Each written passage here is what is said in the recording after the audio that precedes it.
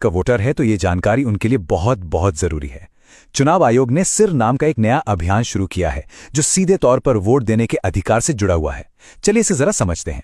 देखिए, ये अभियान 2 फेज में होगा। पहला फेज 4 नवंबर 2025 से शुरू होगा, जिसमें बूथ लेवल ऑफिसर्स यानी BLOs घर घर आकर वोटर्स की जानकारी को वेरीफाई करेंगे। अब इस पूरी प्रक्रिया का जो आधार है वो बहुत सरल है। 2025 की जो वोटर लिस्ट है उसकी तुलना सीधे सीधे साल 2002 की लिस्ट से की जाएगी और इसी तुलना के आधार पर हर वोटर को A से लेकर F तक 6 अलग अलग कैटेगरीज में बांटा जाएगा। मतलब 2002 की वो लिस्ट ही एक तरह से सब कुछ तय करने वाली है। तो सवाल ये उठता है कि किसी को कौन सी कैटेगरी मिलेगी। इसके लिए ना 2 मुख्य चीजें देखी जाएंगी। पहली, वोटर की उम्र, और दूसरी, 2002 की वोटर लिस्ट में उनके परिवार का नाम है या नहीं। ठीक है, तो सबसे पहले ग्रुप को देखते हैं। ये वो लोग हैं जिनकी उम्र 38 साल या उससे ज्यादा है, यानी जिनका जन्म 1 जुलाई 1987 को या उससे पहले हुआ है। अगर उनका नाम 2002 की लिस्ट में मिल जाता है तो उन्हें रखा जाएगा कैटेगरी A में, और अगर नाम नहीं मिलता तो उन्हें डाल दिया जाएगा कैटेगरी B में। एकदम सीधा सा हिसाब है। अच्छा, अब आते हैं दूसरे एज ग्रुप पर। यह है 22 से 38 साल के वोटर्स, जिनका जन्म 2 जुलाई 1987 से 2 दिसंबर 2004 के बीच हुआ है।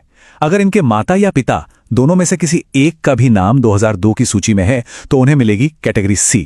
लेकिन अगर माता पिता दोनों में से किसी का भी नाम उस लिस्ट में नहीं है तो फिर उन्हें कैटेगरी D में रखा जाएगा। और आखिर में बात करते हैं सबसे यंग वोटर्स की, यानी 18 से 21 साल के वोटर्स की। यहां पर नियम थोड़े और सख्त हैं। इन्हें कैटेगरी E में आने के लिए माता और पिता दोनों का नाम 2002 की लिस्ट में होना जरूरी है। अगर एक का भी नाम नहीं मिला तो उन्हें सीधे कैटेगरी F में डाल दिया जाएगा। तो ये जो ABCD कैटेगरीज हैं, इनका आखिर मतलब क्या है? इसका जवाब मिलता है हमें दूसरे फेज में। आपकी कैटेगरी ही ये तय करेगी कि आपको अपना वोट देने का अधिकार बनाए रखने के लिए कौन से और कितने डॉक्यूमेंट्स जमा करने पड़ेंगे, और कुछ मामलों में अपना वोट देने का अधिकार बचाने के लिए इतने डॉक्यूमेंट्स तक देने पड़ सकते हैं।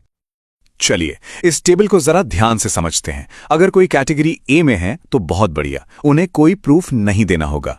B, C और E कैटेगरी के लोगों को सिर्फ अपना एक प्रूफ देना होगा। लेकिन कैटेगरी D वालों को अपना और अपने माता या पिता में से किसी एक का यानी कुल 2 प्रूफ देने होंगे। और सबसे ज्यादा कैटेगरी F वालों को अपना और अपने माता पिता दोनों का मतलब कुल 3 प्रूफ पेश करने होंगे। और सबसे जरूरी बात, अगर ये प्रूफ नहीं दिए जा सके तो मतदाता सूची से नाम हटने का पूरा खतरा है।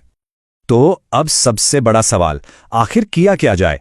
घबराने की जरूरत बिल्कुल नहीं है। कुछ बहुत आसान कदम हैं जो अभी से उठाए जा सकते हैं ताकि आगे चलकर कोई भी परेशानी ना हो। तो सवाल यह है कि पहले फेज की तैयारी के लिए हम अभी से राइट नाउ क्या कर सकते हैं? देखिए, हमारा लक्ष्य होना चाहिए कि हम सबसे आसान कैटेगरीज A, C और E में आ जाएं। इसके लिए क्या करना होगा? जिनकी उम्र 41 साल से ज्यादा है वो 2002 की लिस्ट से अपना नाम, भाग संख्या और क्रम संख्या ढूंढकर अपने BLO को दे दें। जो 21 से 38 साल के हैं वो अपने माता या पिता में से किसी एक की 2002 की लिस्ट की जानकारी अपने BLO को दे दें। और जो 18 से 21 साल की युवा वोटर हैं वो अपने माता और पिता दोनों की 2002 की जानकारी निकालकर अपने BLO को दे दें। एक बात याद रखिए, अभी से ये थोड़ी सी मेहनत करने का फायदा बहुत बड़ा है।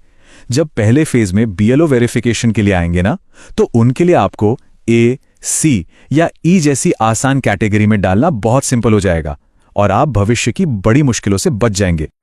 आखिर में ये सारी मेहनत सिर्फ किसी दस्तावेज के लिए नहीं है।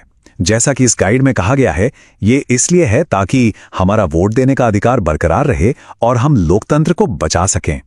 तो जागरूक रहिए, अपनी जानकारी तैयार रखिए और इस जरूरी संदेश को दूसरों तक भी जरूर पहुंचाइए।